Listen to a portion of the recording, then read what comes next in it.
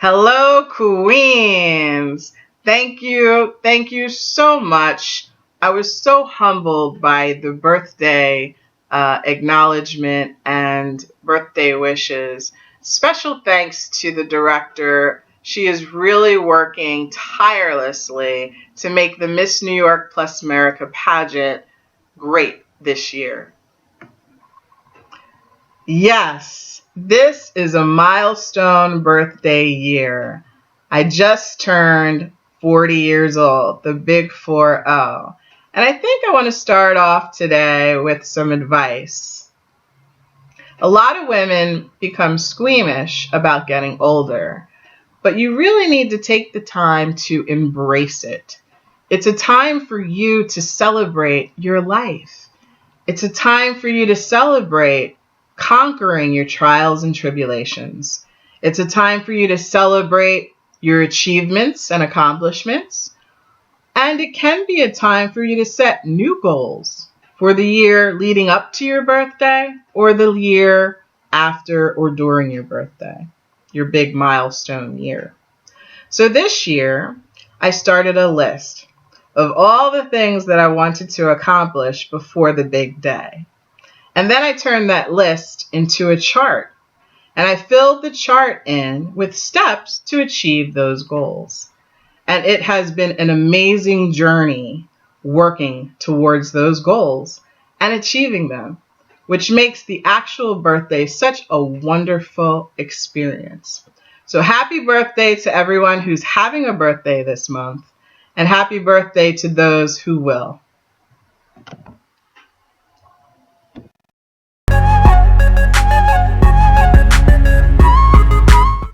I am so happy to announce that I have chosen a new lifetime platform to focus on mind, body image, and spirit for children, women, and men, with a new organization called Queendom and Kingdom Transformation Foundation. We will be sponsoring a book drive contest special to the New York Miss Plus America pageant with my new children's book, Eric and Ruby's Healthy Juice Stand, now available on Amazon. For more information about the contest, please look at Facebook, Miss New York Plus America, and join us for the conference call. As many of you may know, I have a background in journalism and entertainment and broadcast media. One of the annoying things when I first started in the plus size movement, both in plus size modeling and pageantry, was the question of, are you promoting obesity?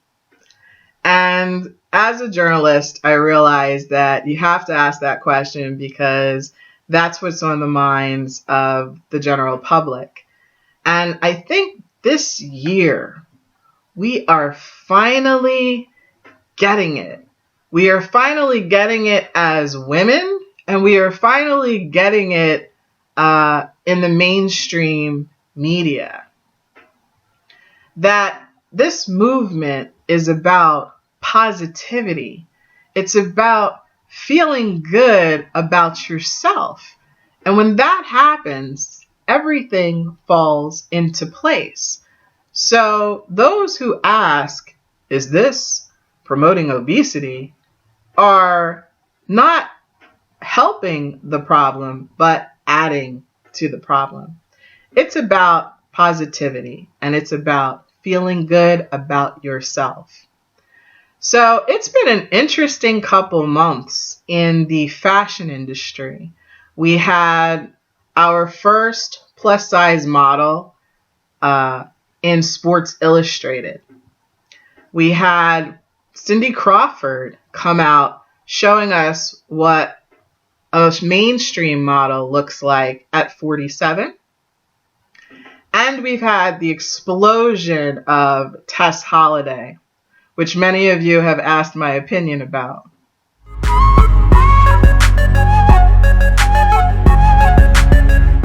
So a lot of you have asked about Tess Holiday and the explosion and my thoughts. Uh, my first thing is that it's very interesting when I look at my experiences in plus size modeling and the explosion of Tess Holiday. The first is when you went to a professional model call, it was pretty strict. You wore something that was plain, form-fitting dress or a pantsuit. You didn't wear a lot of makeup. You wore your hair straight, flat back in a bun or a ponytail because the designers, the stores, the creative managers and directors and the agencies, you are marketing and selling a product. And anything that you have about you that would distract from marketing and selling that product would make it harder for you to get work. This was the thought when I started modeling in 1992. So what's more interesting to me about Tess is not that she's a petite plus model, they call it at 5'5", I think they said her height is, or that she's a size 22. What's more interesting to me is that she has tattoos,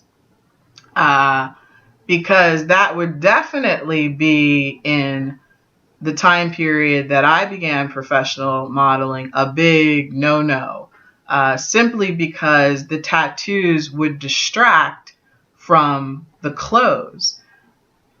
The agencies, stores, and designers want to see what you look like in their garments, whether you're a pear or an apple or an hourglass, whether your face is circle or oval, whether you have high cheekbones, eccentric eyes or lips. Those kind of things were more of what they were analyzing and how that fit into their design, brand, and style.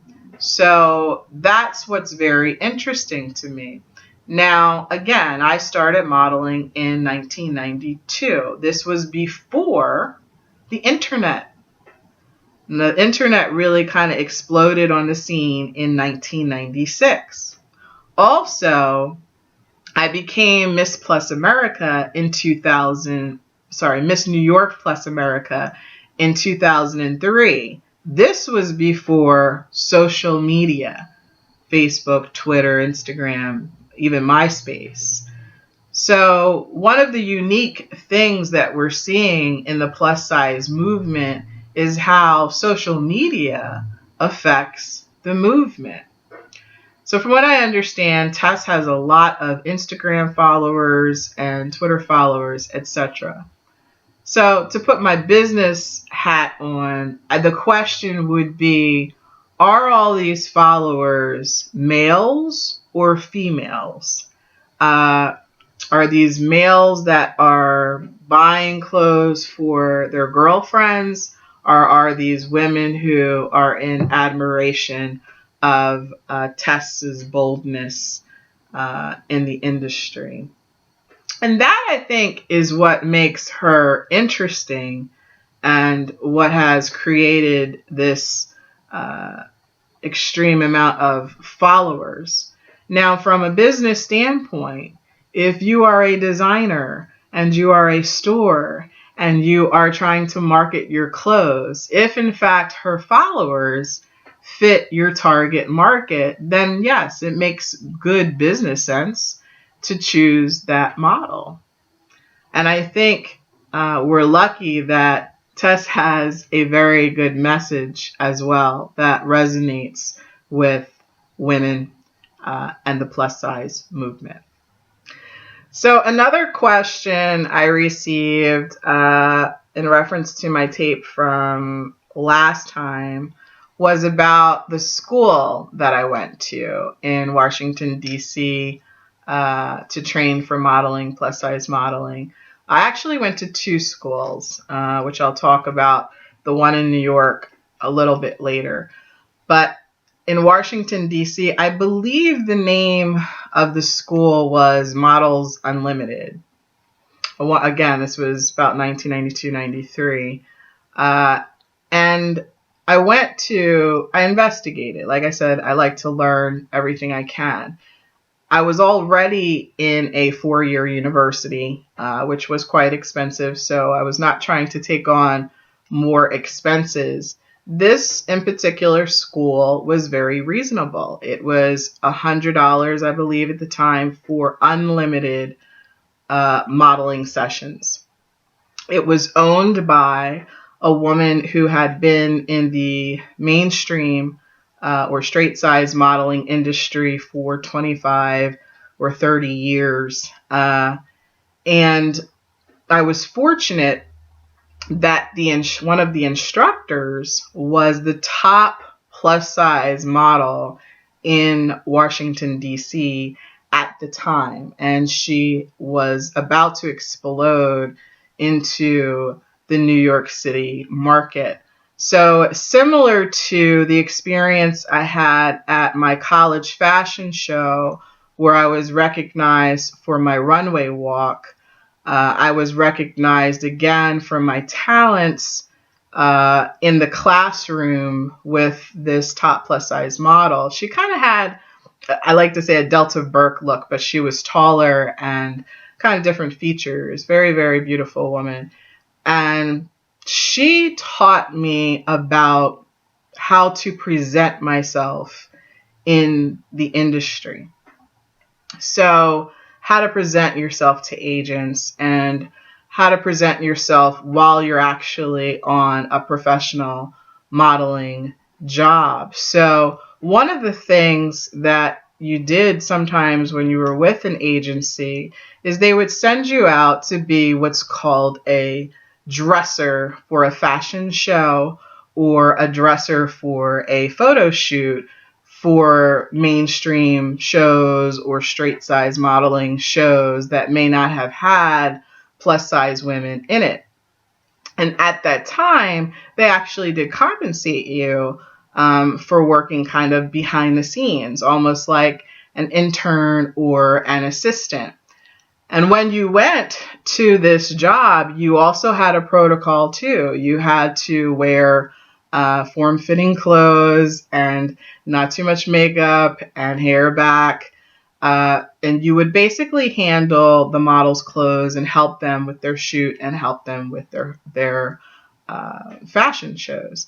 And that was one of the jobs that I went on prior to getting work as a plus size model.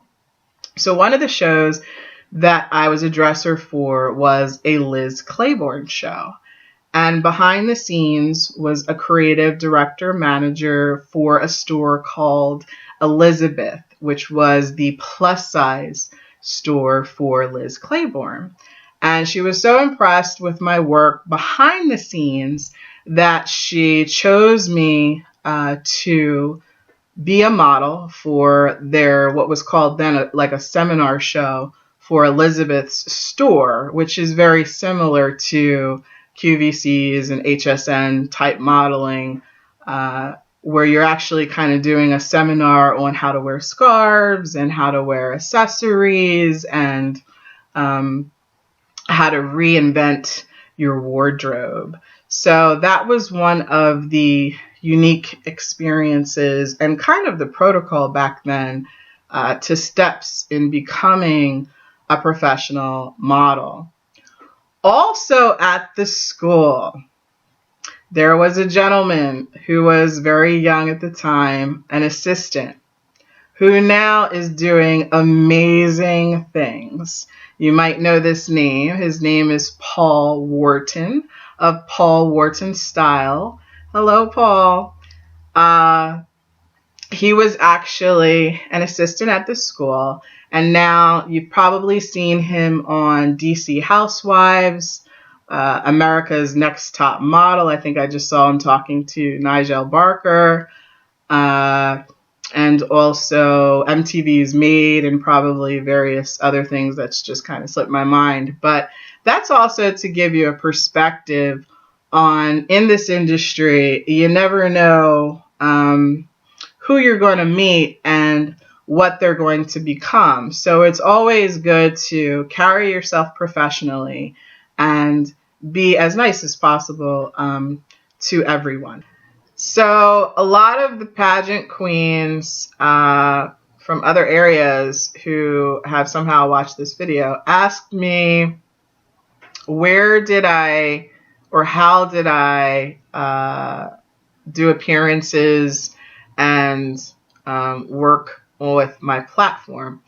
My platform at the time when I won was the Women's Alliance organization, which focused on low-income women getting back to work and careers.